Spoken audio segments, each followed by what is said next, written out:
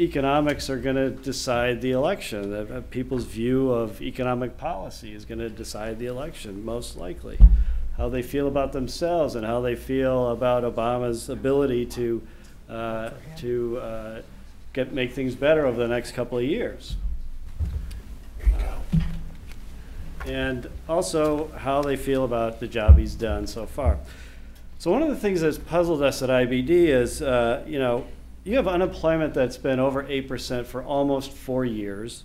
You have a national debt that is now bigger than the gross domestic product. You have an economy that's barely growing. And most people think we're on the wrong track, and yet President Obama's approval ratings are still pretty high. So we're trying to figure out why that is.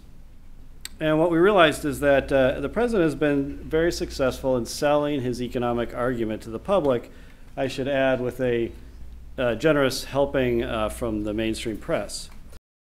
Second thing he did was he cut capital gains and dividend taxes.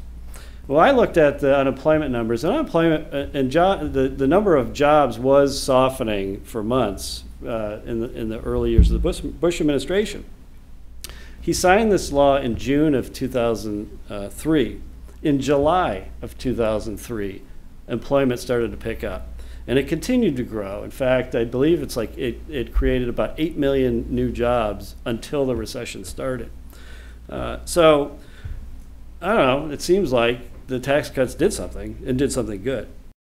The other claim is that Bush was this big deregulator, and he deregulated the economy, and that's why everybody went crazy and greed took over, and that's why we had this recession.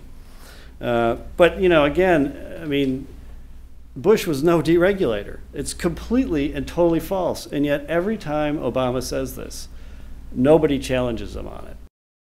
So quickly, I have to be fair, there are two industries that are booming under Obama.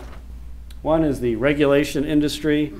This is the number of people that work in regulatory jobs compared with private sector jobs. Big difference there, good if you're a regulator.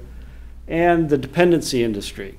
These are various data showing direct payments to individuals, the number of people on disability, people on government insurance. There were others that we couldn't include on food stamps, and student aid, which is also undergoing an explosive growth.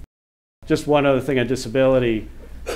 Disability has been increasing faster than private sector jobs since the recovery started. That is, the number of people going on disability has been growing faster than the number of jobs being created. I showed you that chart where you had all these people leaving the labor force. A lot of them are getting on disability. They just can't find work. They can qualify for disability. They get, after 2 years, they get Medicare, so their health care is paid for. And it's fairly easy to get on disability these days.